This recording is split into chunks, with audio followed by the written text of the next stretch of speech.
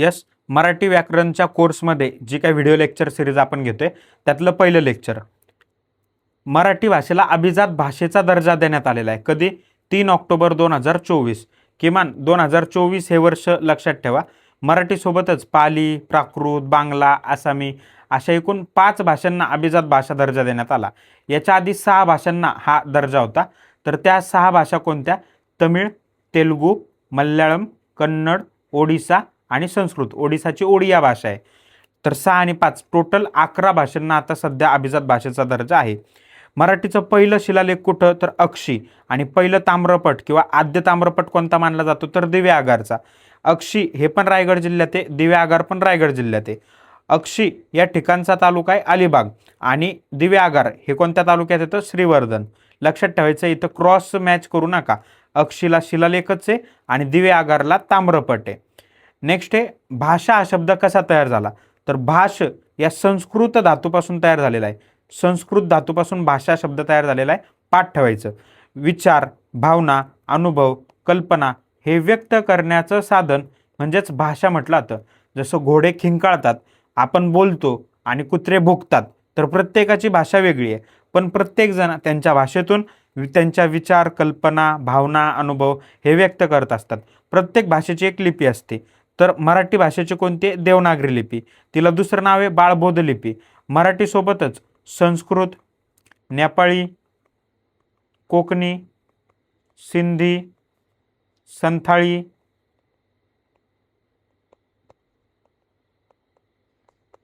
आणि अजून कोणती? हिंदी आणि मराठी. या ज्या काही भाषा आहेत 7 भाषा, यांची लिपी आहे देवनागरी लिपी. लक्षात ठेवायचं. 27 फेब्रुवारी 2013 पासून, कधीपासून असा प्रश्न यायचा बाकी आहे, तर 2013 पासून आपण मराठी भाषा दिन साजरा करत असतो. 27 फेब्रुवारीच का? तर विष्णू वामन शिरवाडकर म्हणजेच कुसुमाग्रज यांचा बड्डे असतो किंवा वाढदिवस असतो. त्यामुळं आपण 27 फेब्रुवारीपासून मराठी भाषा दिन साजरा करतो. लक्षात मी कसं ठेवलं आहे? तर 26 फेब्रुवारीला माझ्या बायकोचा बड्डे असतो, त्यावरून ठेवलं की नेक्स्ट डे. मग तुमचे भाऊ, बहीण, मित्र, मैत्रीण, नातेवाईक असे कोणतरी असतात वेगवेगळे, तर त्यांच्या बड्डेटवरून इतिहासाच्या, भूगोलाच्या किंवा इकॉनॉमीच्या ज्या काही तारखा असतात त्या पाठ ठेवण्याचा तुम्ही प्रयत्न करत जावा. Next 19 February 2023. 2013ला आपण मराठी भाषा दिन साजरा केला होता, म्हणजे तेव्हापासून सुरुवात केली होती. त्याच्या 10 वर्षानंतर आपण महाराष्ट्र राज्याचं राज्यगीत स्वीकारलेलं आहे. कोणतं राज्यगीत आहे रे ते? जय जय महाराष्ट्र माझा, गरजा महाराष्ट्र माझा. कोणाचं आहे किंवा कोणी गीतकार केलंय? तर गीतकार राजा बढे आहेत. लिहून घ्या, हायलाईट करून घ्या. गीतकार राजा बढे. संगीत कोणाचं आहे? तर श्रीनिवास खळे यांनी संगीत दिलेलं आहे.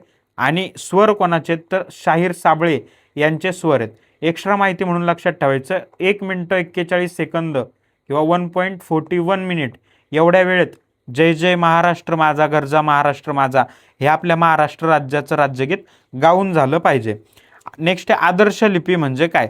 आदर्श लिपी म्हणजे काय? तर ज्या लिपीमध्ये प्रत्येक ध्वनी स्वतंत्र चिन्हानं दाखवला जातो त्याला आपण आदर्श लिपी असं म्हणतो. एक्झाम्पल, आता तुम्ही इंग्लिशचं धरा. सी मी लिहिलं कोकोनट. सी मध्ये हा सी काय करतो? क चा उच्चार देतोय मला, कोकोनट. पण मला कोमल लिहायचंय, तर मला क चा उच्चार कोण देणार आहे? क. कोकोनटमध्ये कोणी दिला? सी न. म्हणजेच काय? एखाद्या उच्चाराचे वेगवेगळे चिन्ह आहेत किंवा वेगवेगळ्या चिन्हांचे वेगवेगळे ध्वनी आहेत. असं ज्या लिपीमध्ये नसतं किंवा प्रत्येक ध्वनीसाठी स्वतंत्र चिन्ह ज्या लिपीमध्ये असतं त्याला आपण मराठी भाषा किंवा त्याला आपण आदर्श लिपी म्हणतो. आणि आपली देवनागरी लिपी जी मराठी भाषेची लिपी ती आदर्श लिपी आहे. का? तर इथं क ला कच आहे, याचा दुसरा उच्चार होत नाही. एक्झाम्पल आपण जर सोडलं ई आणि दीर्घ ई किंवा उ आणि दीर्घ उ, तर हे वेगवेगळे चिन्ह आहेत, पण यांचा ध्वनी पण वेगळा होतो ना. हे ई असतं ते ऱ्हस्व असतं. जेव्हा मला दीर्घ उच्चार करायचा आहे तेव्हा मी हे दीर्घ ई उच्चारत असतो. पण मराठीमध्ये 3 एक्सेप्शनल आपण म्हणू शकतो, अपवाद म्हणू शकतो. च, ज आणि झ. का रे? तर चंदू जेव्हा आपण म्हणतो तेव्हा य चा उच्चार होतो. ठीक आहे. आणि काच जेव्हा म्हणतो तेव्हा च चा हा अ प्रोनाऊन्स होतो. तसंच जहाजाचं म्हटलं जहाज, तर हा अचा उच्चार आहे. पण मी पूजा म्हटलं पूजा, तर यचा उच्चार होतो. म्हणजे काय, ज आणि च याचा अकारांत आणि यकारांत उच्चार होतो. म्हणजे च ज झ हे दोन प्रोनाउन्स आपल्याला देतात. आपण यांना म्हणू शकतो की च झ ज हे वर्ण दोन तरांनी उच्चारले जाऊ शकतात. पुढील कन्सेप्ट तालव्य दंत तालव्य, त्याच्यामध्ये अजून एकदा ते कव्हर होईल. च च पण चंदू याच्यावरूनच लक्षात ठेवायचं तालव्य काय दंत तालव्य काय, पुढे मी तुम्हाला सांगतो. ते काही ग्रंथ आहेत किंवा पुस्तक आहेत ते कोणी लिहिलेत तेवढं एक पाठ करा. विवेक सिंधू मुकुंदराज यांचा आहे. अमृतानुभव किंवा ज्ञानदेवी हा जो ग्रंथ आहे तो ज्ञानदेव यांचा आहे. लीळा चरित्र कोणी लिहिलं, तर माईम भटांनी लिहिलेलं आहे. पुढचा एक प्रश्न बनतो की आधी भाषा आली का व्याकरण आली? आधी भाषा आली का व्याकरण आलं? तर भाषा आणि व्याकरण हे दोघं एकमेकांसोबतच येतं. कधी पण भाषा ही तिच्या नियमांसहच तयार होते आणि भाषेच्याच नियमांना आपण व्याकरण म्हटलेलं आहे. म्हणजे काय, तर भाषा आणि व्याकरण हे एकमेकांपासून परस्परापासून आपल्याला सेपरेट करता येत नाही किंवा वेगळं करता येत नाही. म्हणून कधी प्रश्न आला भाषा आधी का व्याकरण आधी, ते होतं ना कोंबडी आधी कांड आधी, तर याच्यात लक्षात ठेवा भाषा आणि व्याकरण हे दोन्ही सोबतच आलेले आहेत किंवा भाषा ही तिच्या नियमांसोबत म्हणजेच व्याकरणासोबतच तयार झालेली आहे. आता आपण या मराठी ग्रामरच्या सब्जेक्टमध्ये वेगवेगळ्या व्याख्या पाठ करत नाहीत. त्याचं कारण काय की किती व्याख्या पाठ करणार ना, म्हणजे प्रत्येक व्याकरणकारानं किंवा तज्ज्ञ माणसानं प्रत्येक टॉपिकच्या अशा वेगवेगळ्या व्याख्या दिल्या, त्या आपल्या पाठ करणं ह्युमन टेंडन्सी म्हणजे कमी वेळेत शक्य तर नाहीच आहे. आणि त्याच्याहून पलीकडे विचार केला तर एक्झाममध्ये तुम्हाला ते एक्झॅक्ट आठवणार आहे याची गॅरंटीच नाही आहे. पण पहिला टॉपिक आहे व्याकरणाच्याच केलेल्या व्याख्यात म्हणून लक्षात ठेवायच्या आहेत, त्या पण मी तुम्हाला सोपं करून सांगितलेलं आहे. तर व्याकरणाला शब्दानुशासन कोण म्हटलं? पतंजली म्हटले. आणि स्पष्टीकरण कोण म्हटलं? तर श्रीपाद भागवत म्हटले. भाषेचे स्पष्टीकरण करणारं शास्त्र असं श्रीपाद भागवत यांनी व्याकरणाची व्याख्या केलेली आहे. व्याकरण हा शब्द जर तुम्ही बघितला नीट, वी प्लस आ प्लस क्रू, क्रूतलाच करण असं आपण म्हणतो किंवा क्रूचा अर्थ करण असा होतो. तर व्याकरण या शब्दापासून हा व्याकरण शब्द बनलेला आहे. व्याकरणचा शब्दशः हा अर्थ स्पष्टीकरण असं होत असतो. पुढं काय व्याख्या दिल्या तरखडकर, दामले, राजवाडे यांनी. तर तरखडकर काय म्हणतात बघा,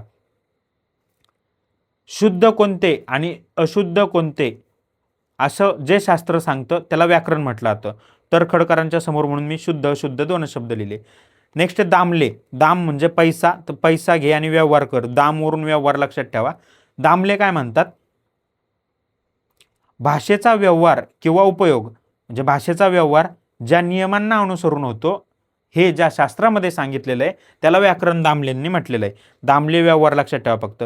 नंतर हे राजवाडे, राजवाडाची फोड केली, राजवाडा फोडला असं लक्षात ठेवा. मग राजवाडे म्हणतात व्याकरण म्हणजे चालून बोलून फोड, या फोडीचं शास्त्र फोड होणे शक्य नाही तिथपर्यंत न्यायचं असतं आणि जिथं अन्वय लागत नाही, लिंगवेचन विभक्ती कळत नाही, तेथे व्याकरणशास्त्र इतर शास्त्रांप्रमाणे थांबते. म्हणजेच व्याकरणशास्त्राला असं ते त्यांनी लिमिटेशनच्या व्याख्यामध्ये ठेवलेलं आहे. पण राजवाडे फोड, जिथं फोडफोड शब्द आले ते बिंदास राजवाडे टिक करून यायचं आहे तुम्ही. सबनीस म्हणतात भाषेतील शब्दांची उत्पत्ती एवढं लक्षात ठेवा फक्त.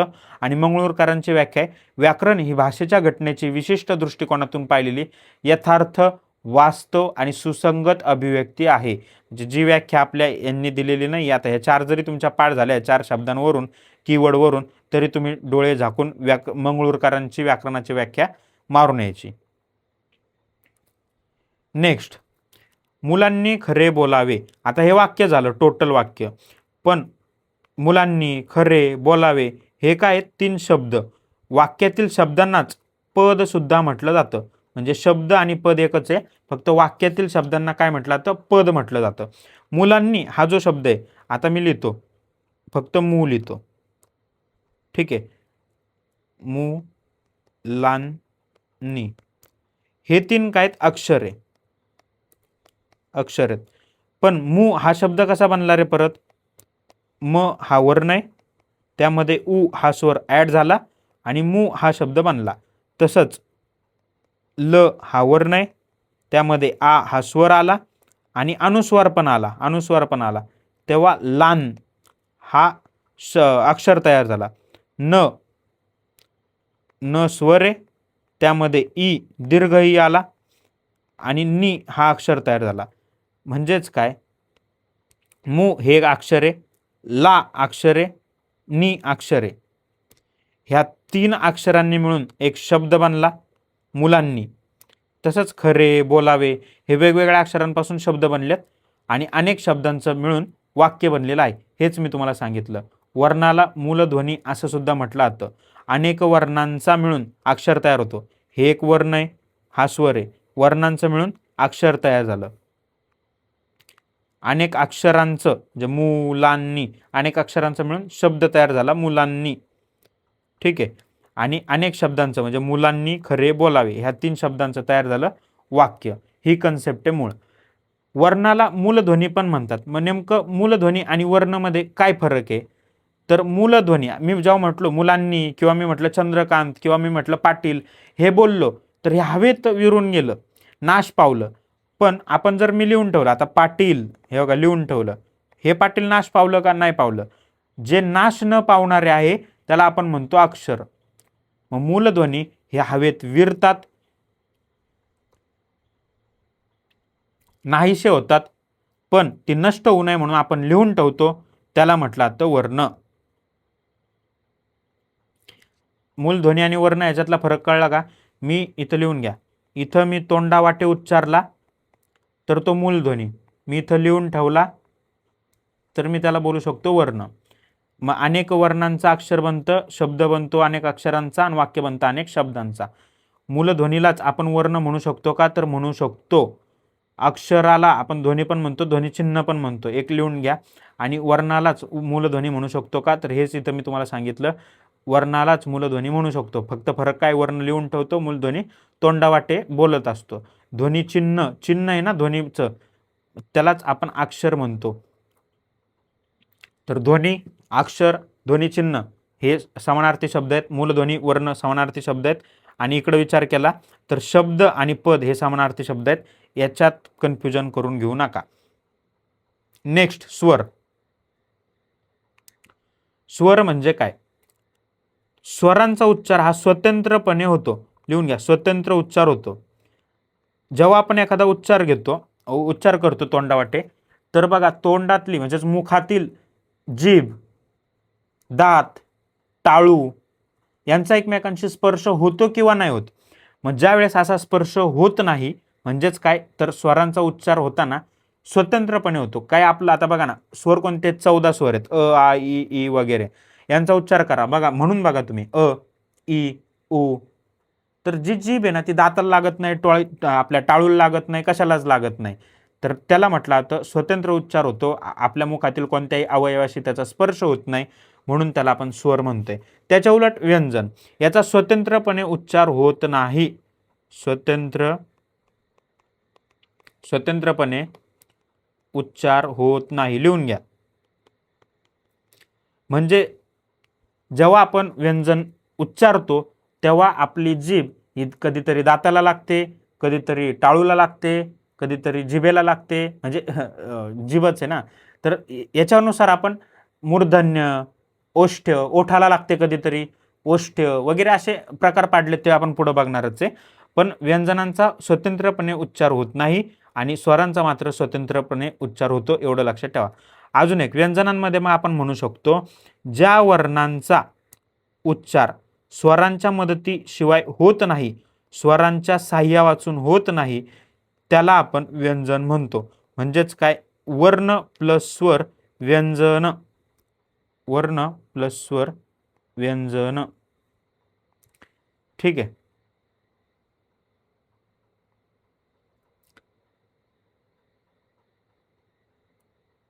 नेक्स्ट आहे स्वरादी. स्वर आदी, ज्या स्वराच्या आधी येतो. एक स्वरादी किती आहेत? 2च आहेत, अम आणि आहा. इथं अनुस्वार आहे, इथं अनुस्वार आहे. तर अनुस्वार आणि हा कोणता आहे? विसर्ग आहे. विसर्ग म्हणजे काय? श्वास सोडणे. विसर्ग म्हणजे काय? श्वास सोडणे. तर अनुस्वार आणि विसर्ग यांचा उच्चार करताना वर्णाच्या अगोदर येतो, आधी येतो, म्हणून याला नाव दिलेलं आहे स्वरादी. सोपं होतं. इथं फक्त अनुस्वार आणि अनुनासिक याच्यामध्ये कन्फ्युजन होतं किंवा ते कळत नाही, आपण पाठ केलेलं असतं तरी, म्हणून जरा लक्ष द्या. अनुस्वार हा खणखणीत उच्चार केला जातो.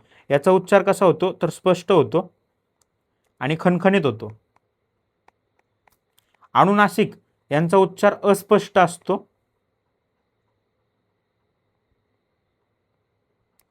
आणि ओझरता असतो. हे बघा, हे वन लाइनर मध्ये येतात. एक्झामला आपल्याला ऐन टायमाला आठवत नाही किंवा कन्फ्युजन होतं किंवा सारखंच वाटतं, म्हणून जिथल्या तिथं ते डिफरन्शिएट करून घ्या. अनुस्वार, आता शंकर, शंकरवर बघा अनुस्वार दिलाय. गंगा, गंगावर अनुस्वार दिलाय.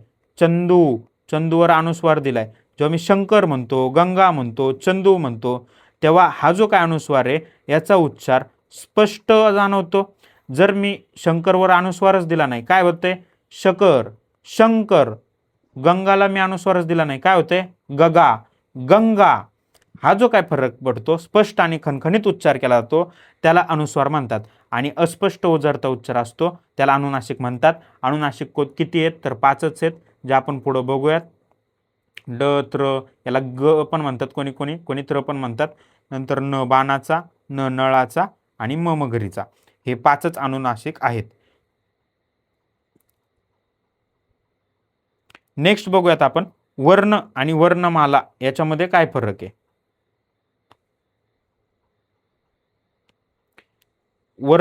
वर्णमाला आणि अक्षरमाला याच्यामध्ये काय फरक आहे. हे बघा, हा झाला वर्ण ज्याच्यामध्ये स्वर नाहीये. क, ख, ग, च, त. वर्ण हे पोट फोडून लिहितो आपण, पाय फोडून लिहितो, ठीक आहे. ह्याच्यामध्ये जर मी स्वर टाकला, समजा हा वर्ण आहे, याच्यामध्ये मी स्वर टाकला तर हे क झाला अक्षर. तसंच ख हा पाय किंवा पोट फोडून लिहिलेला आहे, याला मी उ टाकला स्वर याच्यामध्ये तर खू झालं बघा, हे झालं अक्षर. म्हणजेच काय, वर्णामध्ये जेव्हा मी स्वर टाकतो तेव्हा अक्षर होतं. आता वर्ण आणि व्यंजन वेगळे असतात किंवा नाही, ही थोडी किचकट कन्सेप्ट आहे, थोडी तुम्हाला पुढं गेलं तर क्लिअर होईल. आता मी जर स्वरांचा विचार केला, अ, ई, उ, यांचा उच्चार करायला मला कोणाची मदत घ्यावी लागते का? नाही, हे पूर्ण उच्चाराचे आहेत, पूर्ण उच्चाराचे आहेत स्वर. म्हणून हे जे काय स्वर आहेत, स्वरांचा वर्ण हाच असणार आहे आणि स्वरांचा अक्षर हेच असणार आहे. म्हणून लक्षात घ्या, एक सेंटेन्स तयार होतं, स्वरांचा वर्ण आणि स्वरांचे अक्षर, स्वरांचा वर्ण आणि स्वरांचे अक्षर हे सारखे असते, याच्यात फरक नसतो. हे जे काय अ, ई, उ लिहिलेले आहेत, म्हणजे जे काय स्वर आहेत 14 टोटल, हे यांचा उच्चार पूर्ण असतो, म्हणून त्यांना आपण स्वरांचं वर्ण किंवा अक्षर दोन्ही म्हणू शकतो. जसं की इथं हा वर्ण आहे क, याचा उच्चार अपूर्ण असणार आहे. जर मी स्वराची मदत घेतली, म्हणजेच काय, वर्णामध्ये मी स्वर टाकला तर ते क नावाचं अक्षर बनणार आहे. ठीक आहे. व्यंजनांना मी इथं वर लिहिलं होतं, आपण इथं पाठ केलं तर बघा, व्यंजनांना स्वरांची मदत लागते, स्वरांचे साह्य लागते. स्वरांच्या साह्या वाचून व्यंजनांचा उच्चार पूर्ण होत नाही. क्लिअर झाल्या कन्सेप्ट आतापर्यंतच्या.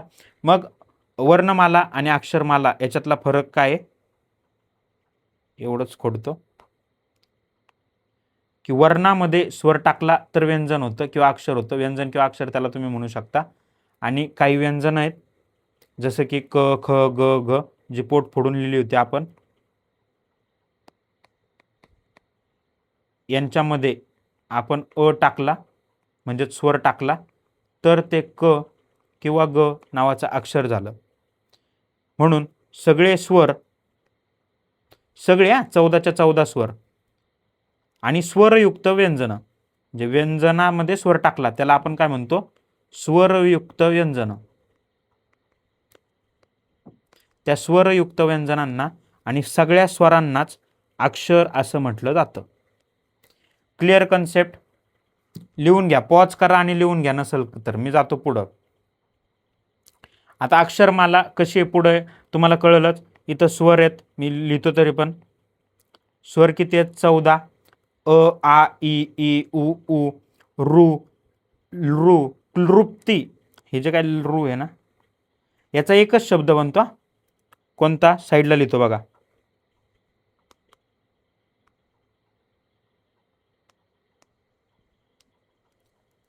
क्लृप्ती. तृप्ती नाही, क्लृप्ती. तर या क्लृप्तीमध्ये हे जे काय लृ आहे, हे एकमेव स्वर आहे. म्हणजे ह्या स्वराचा हा एकमेव शब्द आहे, क्लृप्ती. तर हे पण स्वर आहे लृ. आणि मग नंतरचे येतात ए, ॲ, ओ, औ, औ. हे जे काय बॅटचा ॲ किंवा बॉलचा ऑ, हे आदत्त स्वर किंवा इंग्रजी स्वर यांना आपण म्हणतो. आणि ओ, औ संपवा इथं. हे 14 स्वर आहेत. ठीक आहे. नंतर स्वरादी. स्वरादी तर दोनच आहे, पाठ झाले तुम्हाला. एक आणि एक आहा. त्यानंतर व्यंजनं. किती आहेत व्यंजनं? तर 34. कोणते आहेत ते पुढं बघू आपण. 34 व्यंजनं आहेत, तेवढं लक्षात ठेवा.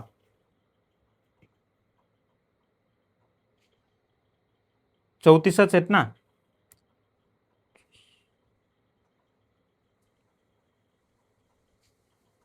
आणि विशेष संयुक्त व्यंजन. विशेष संयुक्त व्यंजन हे किती आहेत? 2 आहेत, क्ष आणि ज्ञ. ह्या व्यंजनामध्ये परत स्पर्श. ह्या व्यंजनामध्ये परत स्पर्श व्यंजन म्हणून एक प्रकार पडतो, पुढे बघूया आपण. स्पर्श व्यंजन ते असतात 25. त्यानंतर अर्धस्वर असतात 4. य, र, ल, व आपण त्याला म्हणतो अर्धस्वर. 4 असतात, य, र, ल, व. त्यानंतर उष्म किंवा घर्षक असतात श, स आणि स. येस नावाच्या उच्चाराचे श, स, स. हे किती झाले? 3. आणि असतं ह आणि ळ. ह ला आपण स्वतंत्र किंवा ळला द्रविडी वर्ण असं म्हणतो. बघा, 25 आणि 4 29. 29 आणि 3 31. 31 आणि हे 3 ते चुकलं का काय? 25 29 32. हे 32 आणि हळ 34.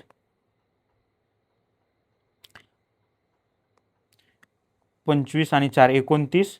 29 आणि 3 32. 32 आणि हे 2 34. टोटल व्यंजनं झाले 34. हे पुढं होईल परत एकदा. इथं रिव्हिजन झाली बघा, इथंच आहे.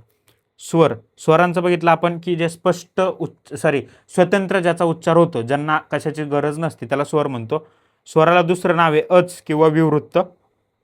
हे जे दुसरे नाव आहेत हे आता नवीन पुस्तकामध्ये त्यांनी ॲड केलेत. मी तुम्हाला मागच्या 2023ला 24ला पण जे शिकवलं होतं त्याच्यात पण हे गोष्टी सांगितल्याच होतात.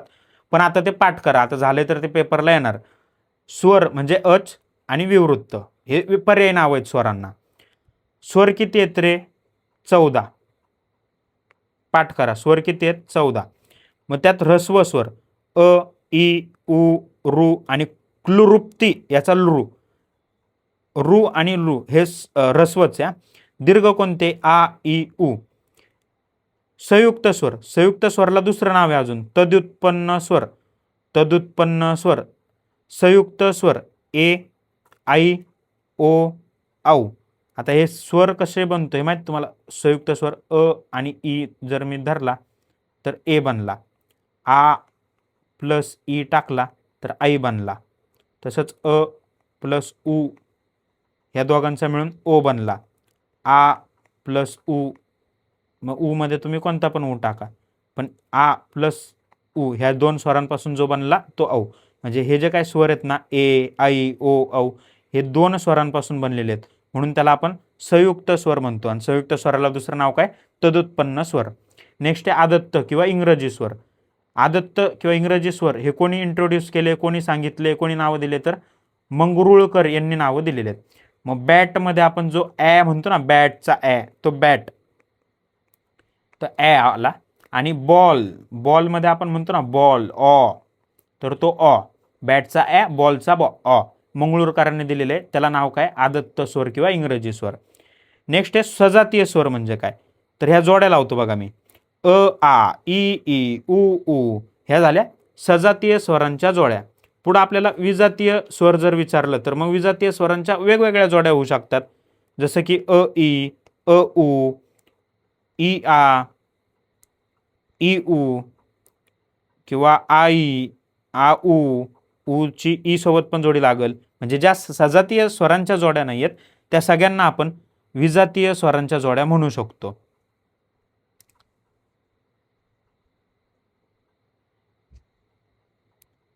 नेक्स्ट व्यंजनांमध्ये आपण जाऊ. बघा मी टोटल व्यंजन काय सांगितले होते, परत एकदा फास्ट रिवाइज करू, तुम्हाला पण आठवलं पाहिजे होतं. टोटल व्यंजन किती सांगितलेत रे, 34. 34 मधनं 25 मी काय बोललो, स्पर्श व्यंजन. ठीक आहे. त्यानंतर यरलव, यरलव यांना आपण काय म्हणतो, अर्धस्वर.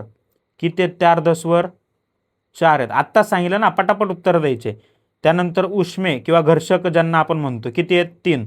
कोणते आहेत, श स स, स चे उच्चाराचे सगळे.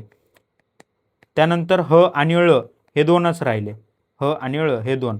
बघा हे 25 स्पर्श, 4 29, 3 32 आणि 2 34, टोटल 34 व्यंजनं झाली. बरोबर. आता 1 बाय 1 बघू आपण. व्यंजनाला वेगवेगळे नावं दिलेले आहेत त्यांनी किंवा व्याकरणकारांनी, तर ते कोणकोणते नाव आहेत सगळे आपल्याला पाठ असणं अपेक्षित असतं. व्यंजनाला परवर्ण पण म्हणतात, हल पण म्हणतात, स्वरांत पण म्हणतात, संवृत्त पण म्हणतात.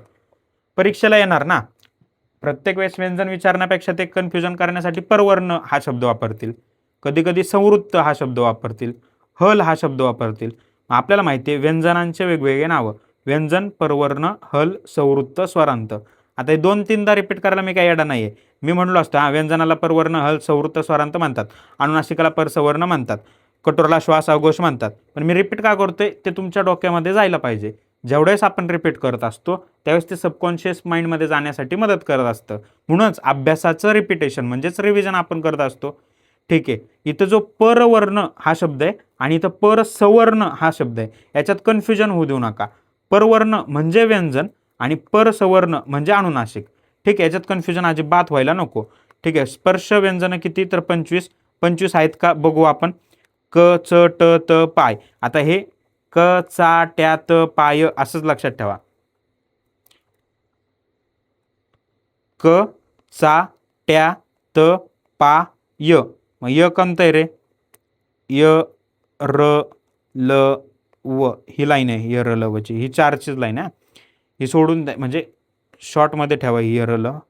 आता याचं आपल्याला काही गरज नाही आहे. ठीक आहे. कचाट्यात पाय हे तुम्हाला ट्रिक सांगायची होती, फक्त लक्षात राहायला सोपं जातं. क चा ट्यात पाय. आता हे जे 25 स्पर्श व्यंजन आहेत, 25 स्पर्श व्यंजन कोणते, हेच. यांचं वर्गीकरण पण केलंय. तर पहिल्या ज्या 2 लाईन आहेत क ची आणि ख ची, याला आपण कठोर श्वास अघोष असं म्हणतो. कठोर व्यंजन, श्वास व्यंजन, अघोष व्यंजन कोणते, तर ह्या कचाट्यात प याच्या 2 लाईन आहे, म्हणजे 10 जण. तर कठोर वर्ण किती आहेत सध्या तरी 10 आपल्याला माहीत झाले. ठीक आहे. नेक्स्ट आहे मृदू. मृदूला दुसरं नाव आहे घोष आणि दुसरं नाव आहे अजून आहे नाद. लक्षात कसं ठेवू शकतो, मृदुंगाचा नाद घोष, मृदुंगाचा नाद घोष. लक्षात राहायला सोपं झालं आता तुम्हाला. मग मृदुवर्णांनाच घोषवर्ण किंवा नादवर्ण असं म्हटलं जातं. मग हे घोष आणि अघोषमध्ये आता तुम्हाला कन्फ्युजन होणार नाही. मृदुंगाचा नाद घोष, मृदूलाच घोष किंवा नाद म्हटलं जातं. मग अघोष श्वास आणि कठोर हे वेगळं. कधी कधी काय होतं, मी मृदूला घोष म्हणू का अघोष म्हणू लक्षात राहत नाही, म्हणून मृदुंगाचा नाद घोष हे वाक्य सगळ्यात सोपं तुम्ही लक्षात ठेवा. ठीक आहे. अनुनासिक तर माहीत झाले 5च आहेत म्हणून. मृदुवर्णांचे हे 10 एक लक्षात ठेवा. आतापर्यंत आपल्याला मृदू व्यंजन किंवा मृदुवर्ण किती पाठ झाले, 10, किंवा किती माहीत झाले, 10 झाले. ह्या यरलवबद्दल मी काय सांगितलंय का आतापर्यंत, अजून काहीच सांगितलेलं नाहीये. कठोर वर्णांमध्ये मी तुम्हाला ऍड करायला सांगतो. आता हे 10 माहीत झाले तुम्हाला, तर हे जे काय स ची लाईन आहे ना, श स स, हे पण कठोर येतात. लिहून घ्या, इथं इथं कठोरच्या इथं लिहून घ्या. श स स. टोटल कठोर किती माहीत झाले, 13. आणि फायनल कठोर किती आहेत, 13च आहेत. 13 कठोर वर्ण आहेत. किंवा कठोर व्यंजन पण विचारतील तुम्हाला तर ते 13च आहेत. मग कठोर व्यंजन काय, कठोर वर्ण काय, मृदू व्यंजन काय, मृदू वर्ण काय, हे तुम्हाला 5 मिनिटात क्लिअर व्हायला मदत होईल. कठोर वर्ण किती पाठ झाले? 13. 13 कठोर, 13 कठोर असं रात्री झोपताना म्हणा तुम्ही. आता नेक्स्ट आहे महाप्राणची कन्सेप्ट. महाप्राण किती आहेत तर 14 आहेत. महाप्राण कशाला म्हटलं जातं, काय म्हटलं जातं घेणं देणं नाही, आपल्याला पाठ करू आपण. महाप्राण कोणते? महाप्राण याची डेफिनेशन मात्र विचारली जाऊ शकते. तर बघा लक्षात ठेवा, ह ह या वर्णाचा उच्चार करताना फुफ्फुसातील हवा तोंडावाटे जोरानं बाहेर फेकली जाते, म्हणून त्याला महाप्राण असं म्हटलं जातं. म्हणून ह वाले जे आहेत त्यांना आपण महाप्राण असं म्हणतो. ह वाले म्हणजे कोणते? बघा, क ला मी के म्हटलो, के एच म्हटलो, इथं सी एच एच म्हटलो, त्यानंतर हे थ या, त्यानंतर टी एच म्हटलो, इथं टी एच एच म्हटलो, इथं पी एच म्हटलो, घला G H, Z H, D H, त्यानंतर इथं बी एच, प्रत्येक ठिकाणी एच आलेला आहे बघा. आणि हा ह तर महाप्राण आहेच. श मध्ये एस एच, श मध्ये एस एच, फक्त हा एस आहे जिथं एसच आहे, एस एच नाही आहे. तर महाप्राणमध्ये हे 4 फिक्स असतात, श श स ह, आणि एच वाले हे 10.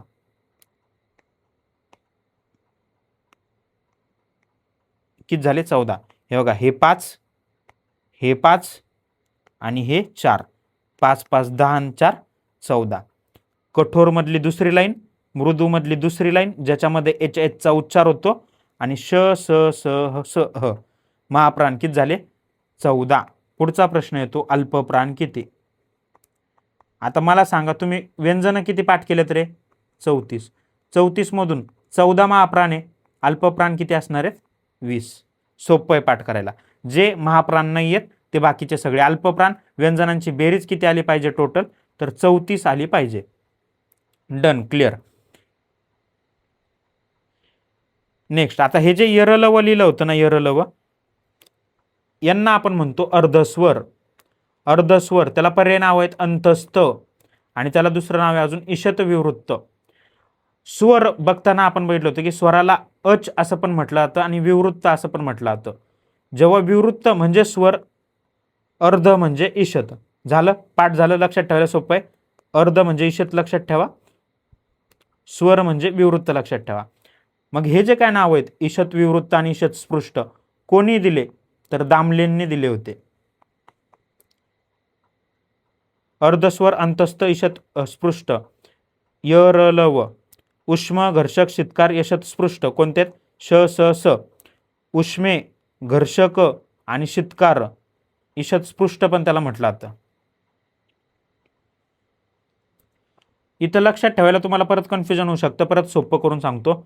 ईशत विवृत्त व चा उच्चार आहे का इथं व, आणि यरलव व वरून व लक्षात ठेवा. ईशत स्पृष्ट स चा उच्चार आहे का स, आणि स. आता होईल कन्फ्युजन? नाही होणार, बरोबर.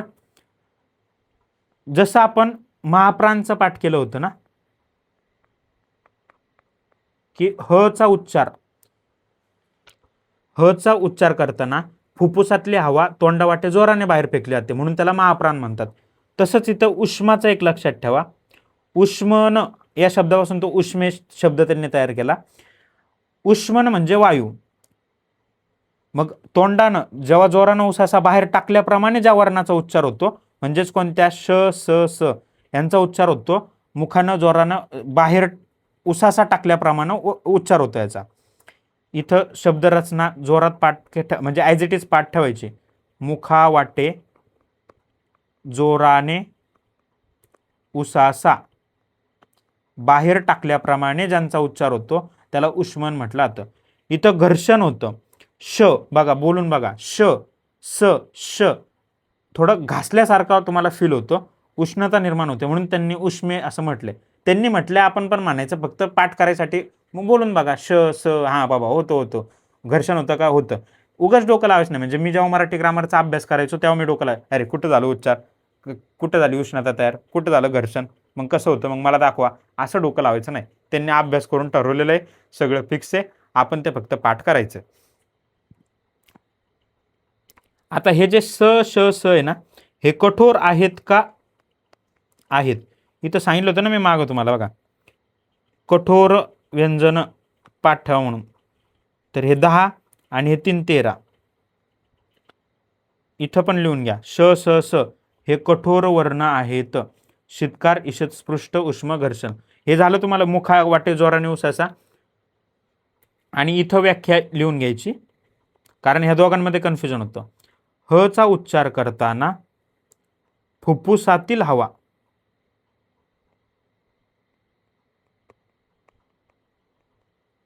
फुफ्फुसातील हवा तोंडावाटे, हा तेच तोंडावाटे, फुफ्फुसातील हवा तोंडावाटे जोराने बाहेर फेकली जाते, त्याला महाप्राण म्हणतात. इथं काय बघा, मुखावाटे जोराने उसासा, इथं फुफ्फुसातील हवा. एवढं जरी कन्फ्युजन नीट ठेवलं तुम्ही, म्हणजे PYQला हे प्रश्न येऊन गेलेत, मला ते कन्फ्युजन व्हायचं म्हणून मी तुम्हाला एवढं सांगतोय. ठीक आहे. नेक्स्ट आहे हला महाप्राण म्हणतो. ह कोणता आहे? मृदू आहे, तेवढंच लक्षात ठेवा. त्यानंतर ळला स्वतंत्र द्रविडी वर्ण, स्वतंत्र वर्ण पण म्हणतात, द्रविडी वर्ण पण म्हणतात. आणि ळ काय? मृदू आहे. आपण कठोर पाठ केले 13चे, म्हणजे ळ बाकीचे काय असायला पाहिजे? मृदूच असायला पाहिजे. ह्याच्यात पाठ करण्याची काहीच गरज नाहीये. द्रववर्ण म्हणून नवीन एक कन्सेप्ट आहे किंवा शब्द आहे. कोणकोणते द्रववर्ण कशाला म्हटलं जातं? तर कालेलकर यांनी र आणि ल या 2 वर्णांना द्रववर्ण म्हटलेलं आहे, किंवा 2 व्यंजनांना द्रववर्ण असं म्हटलेलं आहे. का म्हटलं, कशामुळे म्हटलं, काय घेणं देणं आहे का आपल्याला? अजिबात नाही. र आणि ल यांना द्रववर्ण म्हटलेलं आहे.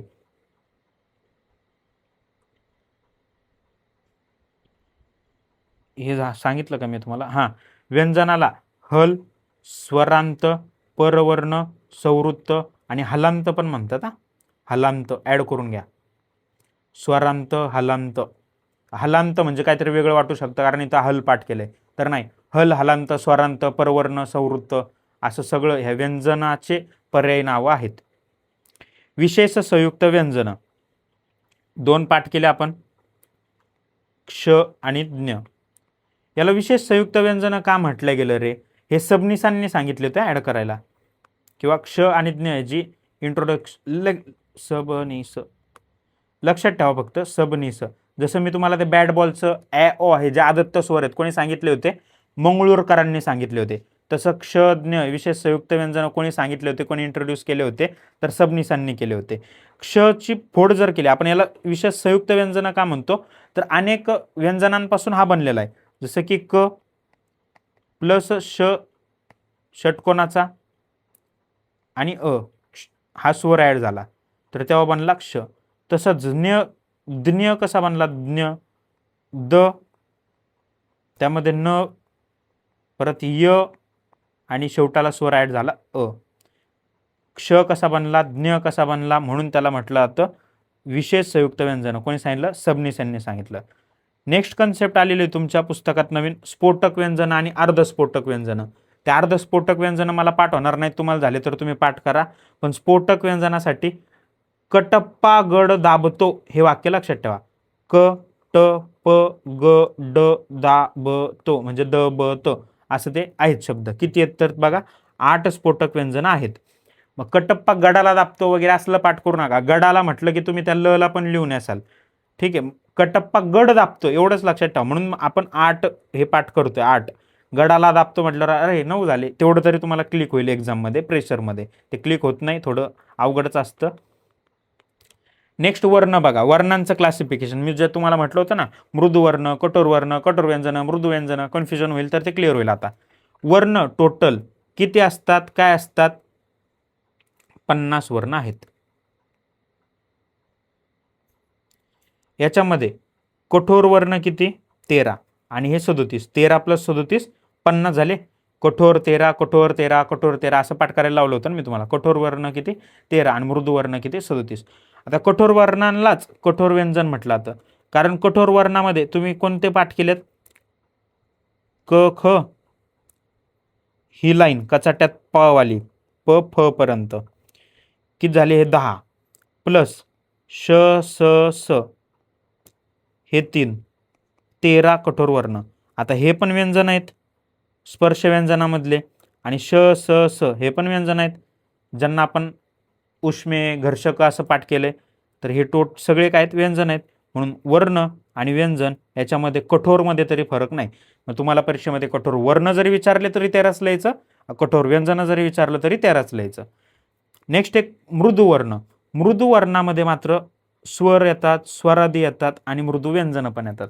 मग स्वर किती येत रे? 14, स्वरादी 2 आणि मृदू व्यंजन किती राहिले मग? 14 आणि 2 16, 37 आपल्याला बेरीज पाहिजे. मृदू व्यंजन आहेत 21. मग मृदू व्यंजनामध्ये 21 मध्ये काय काय येतं? तर क्ष आणि ज्ञ येत नाही. इथं लिहूनच घ्या, मुद्दाम लिहून घ्या, क्ष आणि ज्ञ येत नाही. कारण वर्णच आपण 50 पाठ केलेत. टोटल अक्षरमाल्यामध्ये 52 पाठ केले ना आपण, का तर क्ष आणि ज्ञला इन्क्लूड केलं होतं. म्हणून क्ष आणि ज्ञ मृदू व्यंजनात येत नाही. मग बाकीचं तुमचं जे काय असेल, ग घ ची जी लाईन आहे, कचाट्यात पायवाली ग घ ची जी लाईन आहे ती, त्यानंतर अनुनासिकची जी लाईन आहे न न म किंवा ड वाली, ही सगळी 5 की झाले 15 आणि बाकीचे 6. मग त्यात य ल व येईल, य ल व, त्यानंतर ळ येईल आणि ह येईल. बघा हे 6, ग घचे 10 आणि हे अनुनासिकाचे 5, 15 आणि 6 21 बरोबर येतात. कळलं का मृदू व्यंजन कसे किती आले? क्लिअर झालं? नसेल झालं तर इथं परत सांगतो बघा. मृदूमध्ये हे मृदू व्यंजन बघितले आपण, हे 10, हे पण मृदू व्यंजनच येतात अनुनासिक, इथं लिहून घ्या वाटल्यास, हे पण मृदूच आहेत. ठीक आहे. मग आता टोटल किती झाले? हे 15 झाले. त्यानंतर आपण इथं पाठ केला ह हा मृदूच आहे, 16 झाले. इथं बघा ळला पण मृदू बोललो, ह आणि 17 झाले टोटल. त्यानंतर हे 4 य र ल व, हे पण काय आहेत? मृदू आहेत. इथं लिहून घ्या परत, जिथं तिथं लिहून घ्या, म्हणजे ते डोळ्या खालून जातं आणि तुमच्या नजरे खालून गेल्यानं पाठ होतं. 21 आले. कसे कळलं? डन. व्यंजनांचं वर्गीकरण तर तुम्हाला माहीतच आहे, आता केलं आपण बऱ्याच प्रकारे. व्यंजनं टोटल किती? तर 34. मग 34चं क्लासिफिकेशन कसं? वर्गीयमध्ये 25 आणि अवर्गीयमध्ये 9. मग वर्गीयचं क्लासिफिकेशन परत केलं स्पर्शमध्ये, म्हणजे वर्गीयला स्पर्श म्हणू शकतो आपण, असं काही वेगळं नाही आहे. म्हणून स्पर्श व्यंजनं म्हणजेच वर्गीय व्यंजनं असं आलं तर तुम्ही बरोबर लिहायचं. पण स्पर्शचं कठोरमध्ये 10 होते, मृदूमध्ये 10 होते आणि अनुनासिकमध्ये 5 होते. स्पर्श व्यंजनाचं क्लासिफिकेशन जे आपण इथं बघितलं, कठोर, मृदू आणि अनुनासिक. ठीक आहे. अवर्गीय व्यंजन, अवर्गीयमध्ये हे वर जे बघितले आपण ते अर्धस्वर, उष्मे आणि हळ, याला महाप्राण म्हणतो. स्वतंत्रमध्ये हे झालं, उष्मेमध्ये श स स आणि अर्धस्वरमध्ये य र ल व. किती झाले बघा? हे 4, हे 3, 7, 8 आणि 9. म्हणून अवर्गीय किती झाले? 9. डन इथपर्यंत.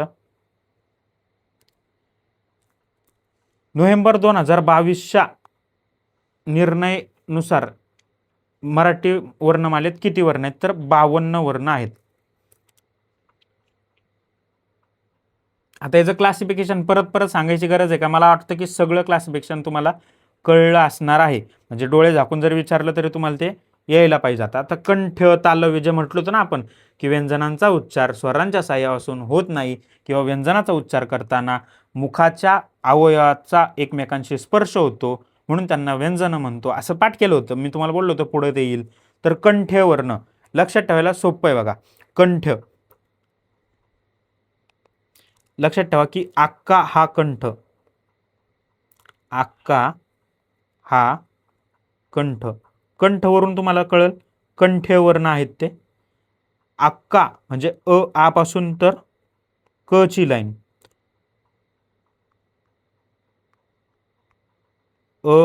आ असं लिहितच नाही मी, एक मिनिट सॉरी. हा इथं लिहितो आ, त्यानंतर क ची लाईन म्हणजे क ख ग घ हे अनुनासिक पर्यंत, ह हा लिहिलं ना मी इथं, त्याचा अर्थ ह, अक्का हा, एवढे येतात ते. म्हणजे किती झाले बघा? आ हे 2, त्यानंतर क ख ची लाईन म्हणल्यावर हे 5 आणि ह 5 6 7 8, 8 कंठेवर्ण आहेत. लिहून घ्या इथं. नेक्स्ट तालव्य. तालव्याला ताईचं यश असं पाठ करा. ताईचे यश.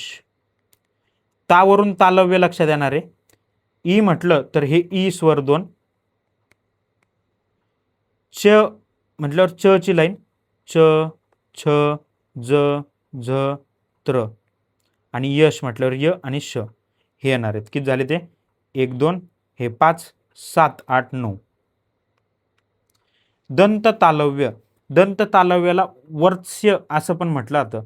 तालव्य आणि दंत तालव्यामध्ये तुम्हाला थोडं कन्फ्युजन होऊ शकतं, तर ते सांगण्यासाठी मी तुम्हाला बोललो होतो नंतर शिकवतो ते. हे पॉज करून लिहून घेत जा, मी खोडते.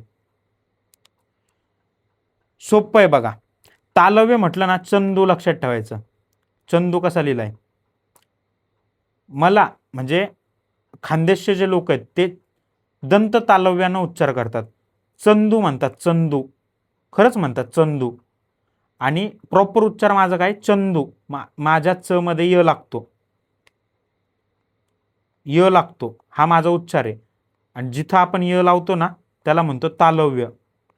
आणि खानदेशी लोक माझ्या नावाचा किंवा आयराणीमध्ये बोलणारे लोक माझ्या नावाचा चुकीचा उच्चार करतात. तो उच्चार दंत तालव्य उच्चार ते करतात. कळलं तुम्हाला आता काय? जिथं य चा उच्चार होतो ते तालव्य, जिथं अ चा उच्चार होतो ते दंत तालव्य. मग आता हे लक्षात ठेवण्यासाठी तुम्ही इथं लिहून घ्या असं. तालव्य काय, दंत तालव्य काय. आता तुम्हाला आठवलं माझं नाव आठवायचं चंदू. चंदूमध्ये बरोबरचा उच्चार म्हणजे तालव्य. आणि आयराणी खानदेशचे धुळे जळगावचे लोक जे आहेत ते माझा उच्चार कसा करतात चंदू. ते चुकीचं आहे. तो उच्चार दंत तालव्य झाला. तसं जग आहे बघा. जग. जग म्हणजे जीवन जग, जिवंत राहा. आणि जग, जग म्हणजे आपलं वर्ल्ड.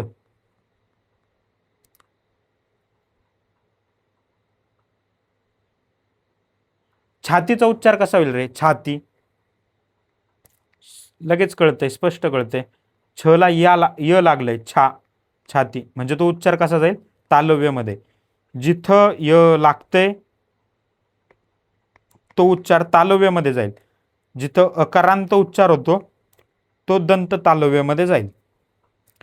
अजून एक लक्षात ठेवा, छच उदाहरण दंत तालव्यमध्ये नाही. लिहून घ्या तिथं. छच उदाहरण दंत तालव्यमध्ये नाही. दंत तालव्याला वर्त्स्य असं पण म्हटलं जातं. वर्त्स्य. दंत तालव्य वर्ण कोणते? च, छ, ज आणि झ हे 4च आहेत. च, छ, ज, झ. आणि हे जे काय छ आहे त्याला दंत तालव्यामध्ये उच्चार नाही. ठीक आहे. नेक्स्ट आहे मूर्धन्य. मूर्धन्यसाठी लक्षात ठेवायचं मटन रसळ. मटन रसळ. म वर्ण मूर्धन्य. ट वर्ण ट ची लाईन म्हणजे ट ठ ड ढ न. ट टू न हे 5. आणि रसळ मटणाचा रसाळ, त्याच्यावरून रसळ लक्षात ठेवलं. रसळ. दंत्य. दंत्य विचारले. दातन लस लक्षात ठेवा. दातन लस. दंत्य दातन लिंक होऊन जातं. पण याच्यामध्ये क्लृप्तीचा जो लृ होता तो स्वर पण येतो दंत्यामध्ये. डाव्या साईडला का लिहिलं लक्षात राहावं म्हणून. तो स्वर येतो. त्यानंतर त ची जी लाईन आहे त थ द ध न त टू न पर्यंतचे 5 स्वर ते येणारच आहे. आणि ल आणि स येतच. नेक्स्ट आहे ओष्ठ्य. ओष्ठ्यामध्ये उष्टा उपमा लक्षात ठेवा.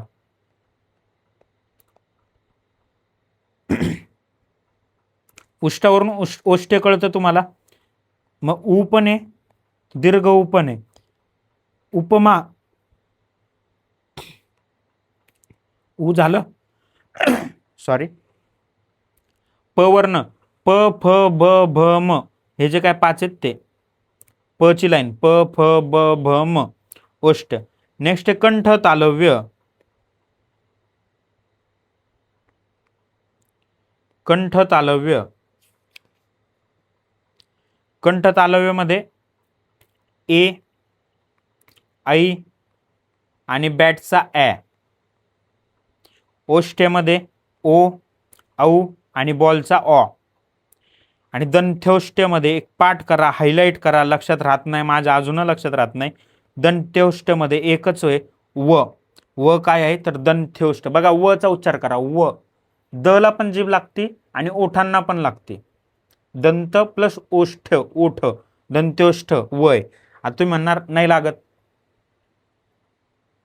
लावून बघा, म्हणजे नीट उच्चार करून बघा. व खालच्या दाताला लागते आणि ओठांना पण लागते व. लागत असेल नसेल पण तो उच्चार प्रॉपर तसा होता त्यांनी केला, म्हणून त्यांनी दंत्योष्ठमध्ये लिहिला. किमान तेवढं लक्षात ठेवा. दंत तालव्याला वर्त्स्य असं म्हणतात किंवा दंत मुलीय पण म्हणतात. लिहून घ्या इथं. ठीक आहे, क्लिअर इथपर्यंत कळलं. ट्रिका पाठ झाल्या. उष्ट उपमा बघा, पटापट पाठ करा. कंठ, अक्का हा कंठ. ताईचे यश. दंत तालव्यामध्ये तर 4च होते, च, छ, ज, झ. मूर्धन्यामध्ये मटण रसळ. दातानलस. उष्ट उपमा. कंठ तालव्य पाठ झाले, कंठोष्ठ पाठ झाले. आणि एकच आहे जो लक्षात नाही राहत, दंत्योष्ठ व. दंत तालव्यालाच वर्त्स्य असं पण म्हणतात, दंतमुलीय पण म्हणतात. क्लृप्तीमधला जो रू आहे तो दंत्यामध्ये जातो. डन. आता जोडाक्षर. जोडाक्षराची नेमकी व्याख्या काय? दोन किंवा अधिक व्यंजन एकत्र येतात आणि त्याच्यामध्ये स्वर मिसळतो, त्याला म्हटलं जातं जोडाक्षर. मग काही शब्द येतात आपल्याला एक्झाम मध्ये आणि जोडाक्षर ओळखा असं विचारतात. तर हा जो ग्रहपाठ शब्द आहे याच्यामध्ये जोडाक्षर आहे का? नृप हा शब्द आहे, याच्यामध्ये जोडाक्षर आहे का? बघा, ग्रहपाठ कसा तयार झालाय? ग प्लस रू हा झाला गुरु. ग काय व्यंजन, रू काय स्वर. मला सांगा जोडाक्षरामध्ये आपण काय म्हटलं? दोन किंवा अधिक व्यंजन. इथं दोन व्यंजन आलेले आहेत का? नाही, इथं एकच व्यंजन आलं, इथं एकच स्वर आहे. तर ग्रहपाठ हा शब्द जोडाक्षर होऊ शकत नाही. तसंच नृप, न हा एक व्यंजन आहे, त्याच्यामध्ये रू नावाचा स्वर मिसळला, रूप तयार झाला, म्हणजे हे पण जोडाक्षर आहे का? नाहीये. पृथ्वीमध्ये हे जोडाक्षर आहे का? आहे. कस काय सर? अरे बाबा, प मध्ये प हे व्यंजन आहे, रू हा स्वर आहे. हे जे काय पृ तयार होतं ना, हे जोडाक्षर नाही. पण थ आणि व हे जोडाक्षर आहे ना बाळा.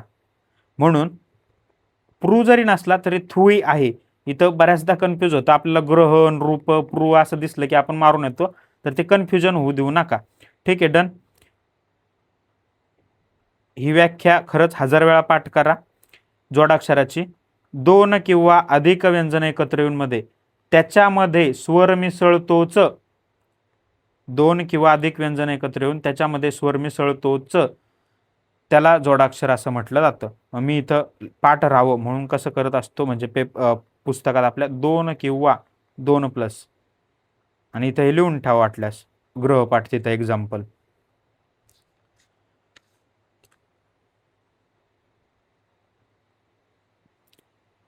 नेक्स्ट, मध्ये उभा दंड असणारी. बघा इथं मध्ये उभा दंड आहे, तर क फ,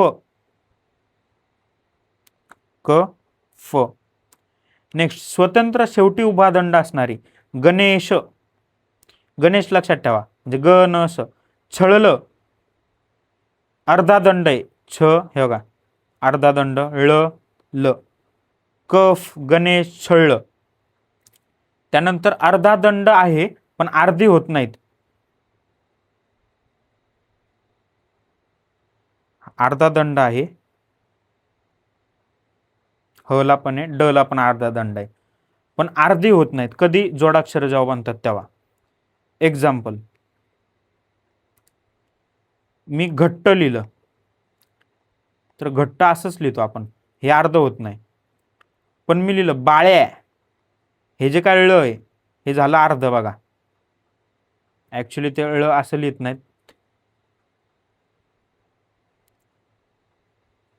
आपल्याला सवय लागलेली घाणती लिहायची. हा जो दंड आहे ना तो गायब होतो. हा दंड लिहित नाहीत ते. बाळ्या, मी लिहिलं मळ्यात, मळ्यात असा लिहायचा असतो तो. हा दंड नसतो लिहायचा. म्हणून अर्धा दंड असणारी व्यंजन जी अर्धी होतात ते छळलं, आणि अर्ध न होणारी मग ती ही ट, ठ, ढ, द, ह, ड लक्षात घ्यायची. घट्ट असल किंवा पुढे येईल खड्डे. मग खड्डे लिहिताना पण ड पूर्ण लिहितो आपण, अर्ध लिहित नाही. म्हणजे अर्ध न होऊ शकणारी, इथं लिहून घ्या, अर्ध न होऊ शकणारी. दंड नसलेलं किंवा कंपित व्यंजन असं पण म्हटलं आता त्याला. कंपित व्यंजन र हे एकच आहे. मग पुढं र चे खूप किस्से आहेत. ते किस्से लक्षात ठेवताना फक्त उदाहरणं लक्षात ठेवा असं मी तुम्हाला म्हणल. अर्क, तर्क,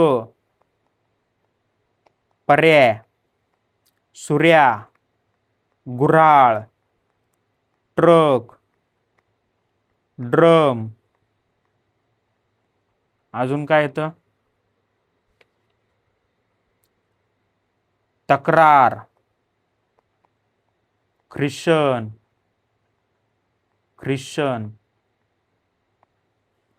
फक्त उदाहरणं लिहून घ्यायचे ना, जास्त डोकं लावायचं नाही याच्यात.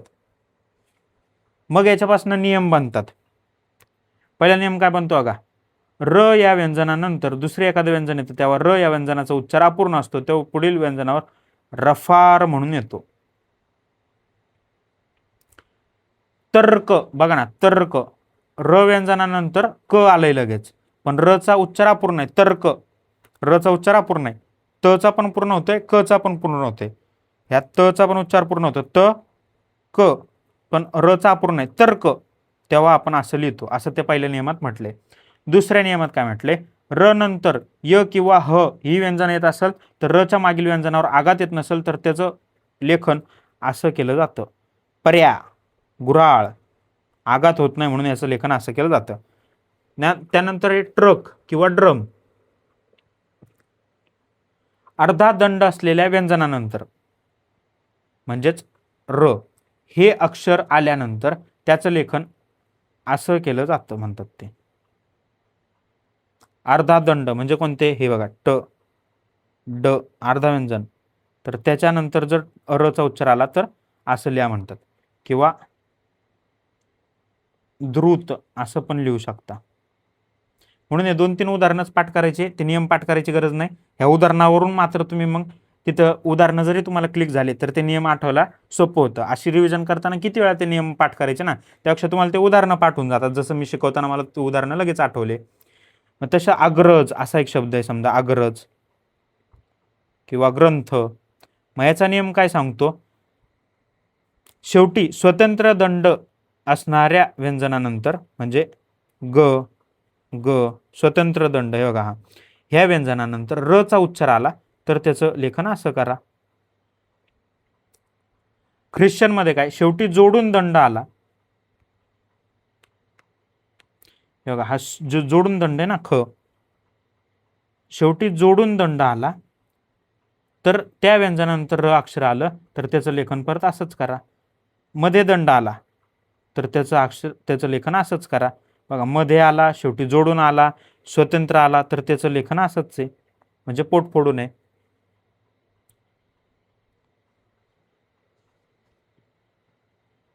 आता कोणतं राहिलं, झालं की सगळंच झाले. रचं पाठ करून झालं तुमचं, एवढंच होतं ह्याच्यात, बाकी काय नव्हतं. जोडाक्षराचं तेवढं पाठ करा. आणि क्लृप्ती हा एकच शब्द आहे ज्याच्यामध्ये रू हा स्वर यूज होतो. दातानं लस मध्ये आपण बघितलं, हा कुठे आहे, दंत्यमध्ये आहे. दंत्य म्हटलं आता त्याला, त्या स्वराला दंत्य म्हटलं आता. ठीक आहे, बाकीचं काय फालतू आहे ते सगळं, लांबट उच्चार, स्वर उच्चार ते एक्झामला येत नाही कधी, सोडून द्या त्याला. म्हणजे वाचूच नका त्याला. पण अचे उच्चार म्हणून जे काही उच्चार पद्धती आहेत, म्हणजे कपाटचा जो उच्चार आहे, कपाट किंवा नकटा, करवत, मी सांगतो तुम्हाला इथं फास्ट ते. हा नियम काय सांगतो बघा, मराठी शब्दातील अंत्य म्हणजे शेवटचा जो वर्ण असतो हा कपाट, हा निभृत म्हणजे अर्धवट उच्चाराचा असतो किंवा अपूर्ण उच्चाराचा असतो. निभृत, अपूर्ण, तोकडा, अर्धवट, निसरडा असे वेगवेगळे शब्द त्याला आहेत, ते लिहून घ्या सगळे. अपूर्ण उच्चाराला वेगवेगळे शब्द कोणते आहेत? तोकडा, निभृत, निसरडा, अपूर्ण उच्चारित. पहिला नियम काय सांगतो? जर मराठीतील शेवटचा वर्ण अ हा निभृत, पहिला नियम काय सांगतो? मराठीतला शेवटचा वर्ण जो आहे कपाट, बघा कपाट असं नाही म्हणत मी, कपाट शेवटचा वर्ण आहे, हा निभृत म्हणजे अपूर्ण उच्चारला जातो. त्यानंतर कधी कधी मधला म्हणजे नकटा, न क टा असं म्हणतो का मी? नाही, क ला अपूर्ण उच्चारतो. करवत असे 4 अक्षर जेव्हा असतात, 4 अक्षरांचा शब्द असतो, त्यावेळेस दुसरा शब्द अपूर्ण उच्चारला जातो. मग इथं नियम काय बनतील किंवा वाक्य स्टेटमेंट काय येतील तुमच्या एक्झाममध्ये? शेवटचा वर्ण अपूर्ण उच्चारला जातो, मधला वर्ण अपूर्ण उच्चारला जातो, करवत 2 नंबरचा वर्ण अपूर्ण उच्चारला जातो. तर असंच प्रश्न येणार आहे, ह्या 3 शब्दांवरच येणार आहे. 3च शब्द पाठ करा, जे नियम सांगितले तेवढंच पाठ करा, याच्या बाहेर प्रश्न जाणार नाही. ठीक आहे, थँक्यू सो मच तुमच्या सगळ्यांना. अजून एक याच्यामध्ये जर अजून काय कोणती कन्सेप्ट कळली नाही तर माझा टेलिग्राम ID देतो बघा, तुम्हाला माहिती असेल नसेल तुम्हाला, चंद्रकांत 9996 असं तुमच्या टेलिग्रामला फक्त सर्च करायचं, माझा ID येतो, त्याच्यावर तुम्ही काहीही मेसेज करू शकता, फक्त अभ्यासा रिलेटेडच, अभ्यासाचंच विचारा. जागा किती वाढणार, फॉर्म किती सुटले वगैरे तसलं काय विचारू नका. आणि दुसरी गोष्ट, मेसेज करताना हाय, हॅलो, नमस्कार, गुरुजी असं तसलं काय, डायरेक्ट मेसेज टाकायचा, हाय पुढं कॉमा करून तुमचा प्रश्न, तेव्हाच मी रिप्लाय द्यायला इंटरेस्टेड असतो. ठीक आहे, thank you so much, all the best. पुढचं आपण पुढच्या लेक्चरमध्ये बघूयात.